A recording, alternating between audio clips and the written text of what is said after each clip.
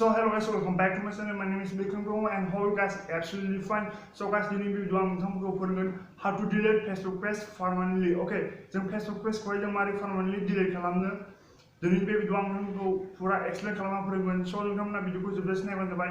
So guys, let's start this video.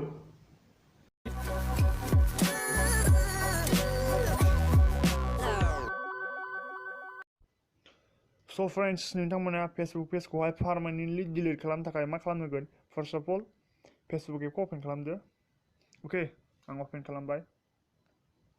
Then नोंथाङा नैबे right side नि corner बे 3 dot आवहाय click खालामदो, 3 line आव.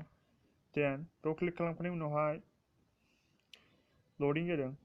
बेयाव click खालामखांनायनि उनाव बेबायदि interface नुनो मोनगोन. Then pages आव click खालामदो. Okay, pages आव click खालामखांनायनि उनाव बेबायदि interface नुनो मोनगोन. आं already मोनथाम Facebook page बानायना दङ. दा आङो मोनसे Facebook page खौहाय delete खालामसै. दा नोंथांनाव जुदि मोनथाम Facebook page खुलिनानै दंबा जायखौ delete खालामो बेखौ select खालामदो. आंथ' नैखौ दा select खालामसै. बेखौ delete खालामगोन आङो. ओंखायनो बेखौ select खालामसै आङो. So select खालामबाय बेखौ. Then बिनि उनावहाय बेबायदि interface नुनो मोनगोन नोंथाङा. Then नोंथाङा नैबे खनानि 3 dot icon आव click खालाम. Okay, click खालामनायनि उनावहाय बेबायदि interface नुनो मोनगोन नोंथाङा. Then नोंथाङा edit setting आव click खालाम. Okay, edit setting आव. Then बिनि उनावहाय general setting आव click खालाम. Okay, general setting आव click खालामखांनायनि उनावहाय बेबायदि interface नुनो मोनगोन नोंथाङा नैबाव नुदों जानो हागौ नै remove page permanently delete Bollywood model. Bollywood model जाहैबाय आंनि Facebook page नि नेम. So बेयाव click खालामदो नोंथाङा.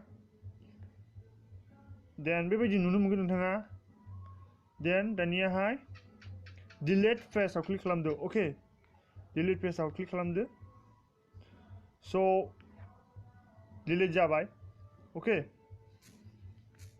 आं देखायफिनसै नोंसिनो र' फार्स्टनिफ्राय जे बे Facebook पेजआहाय delete जागोन ना जायाखै permanently. Pages नै only मोनल'सै Facebook पेजआ. माने आं सिगाङावहाय नोंसिनो मोनथाम देखायदोंमोन आं delete खालामनानै खिन्थाबाय नोंथांनो. So नोंथांमोना बेबायदिनो Facebook पेजखौहाय permanently delete खालामनो हायो. Okay, so guys, नोंथांमोना बेबायदिनो Facebook पेजखौहाय permanently delete खालामनो हागोन. Okay, so नोंथांमोना दिनै बे भिडिअखौ मोजां मोनोबा like, share and subscribe and also press the bell icon to get latest update. So guys, आज के लिए इतनी, तब तक के लिए जय हिंद, वंदे मातरम.